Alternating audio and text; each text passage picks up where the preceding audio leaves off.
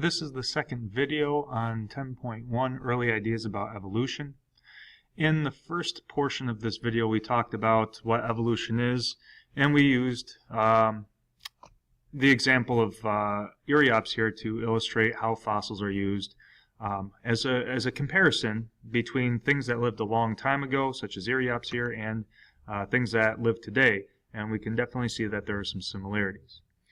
We also looked at some of the people who influenced Charles Darwin as he was developing his own beliefs and own thoughts regarding the theory of evolution. Well, in the second part of 10.1 here, we're going to be looking at how early humans' beliefs might have been a little bit flawed compared to what we know now. And we used the planet as proof of how naive the human race has been over the course of time. So these are some of the things that people legitimately believed not very long ago, 200 years ago. These were things that people believed. So there was a time when people did believe that Earth was only 2,000 years old. 2,000 years old, you know, there's a lot of things on our planet that are way older than that. You know, we're talking the pyramids here. That's older than 2,000 years. And then you have fossils on our planet, which are, you know, millions of years old. So to think that the planet itself is only 2,000 years old, that's a little, I don't know, right? But people did believe that. People also, at one point, not too long ago, did believe that Earth does not change. In other words, what that means is that how people see the planet now, what they can see right now, is how it has always been. It never, ever changed. Now with this, I'm not talking the cities that humans have built. I'm talking about the natural rock formations and so on and so forth. For example, Earth doesn't change. Well, that would be like saying that the Hawaiian Islands have always been right there. And we do know that the Hawaiian Islands are volcanically formed, and they weren't always there. That right there implies that Earth did change. Same thing going on with this earthquake right here. The ground was at one point connected, then plate tectonics happened, and now there is a gap in the Earth. That wasn't there, but now it is, so therefore the Earth did change, and people were believing that the Earth didn't change. And the last thing is that all living things were completely unrelated. Well, if all living things have DNA, right there's a relationship. But people were kind of being hesitant to believe that there are relationships that exist between living things. So these are some of the early beliefs of humans. So the last few things that we need to discuss regarding planetary change are three specific ways that a planet can change. And the first would be the result of catastrophes, hence the term catastrophism. Catastrophism is a result of natural disasters and how those natural disasters have, in part, shaped our planet.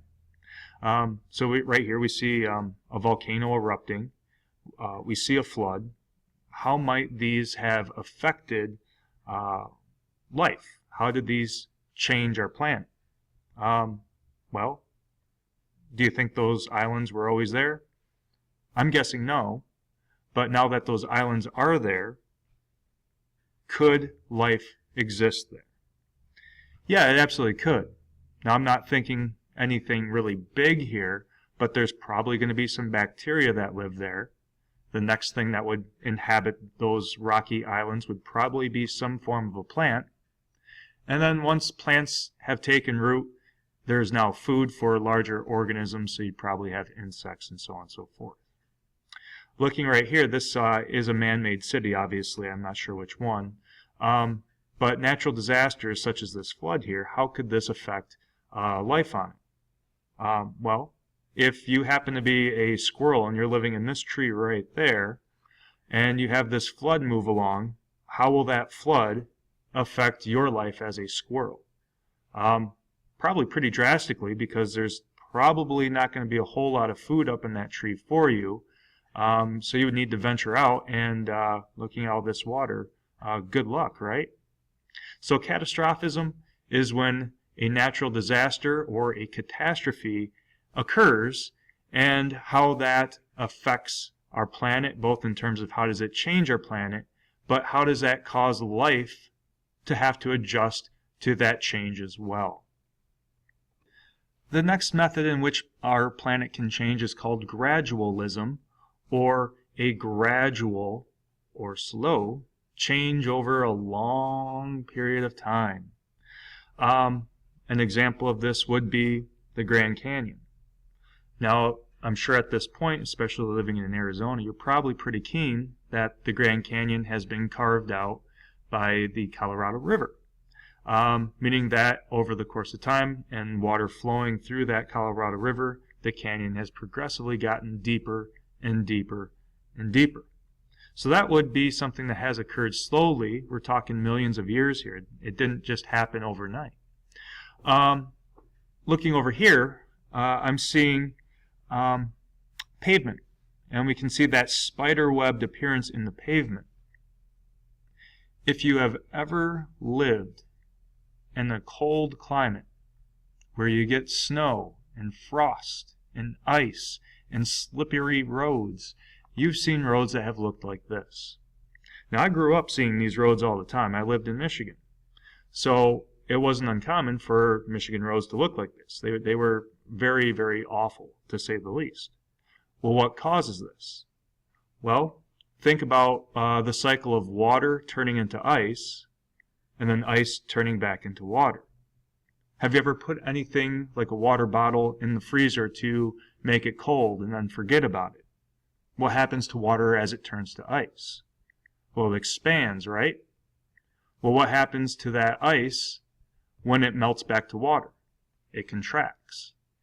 So what happens to cause these roads is to look like this is we'll have water in the form of snow melting onto the concrete, then it freezes into ice, expanding and causing cracks as the water leaks into the crevices of the concrete.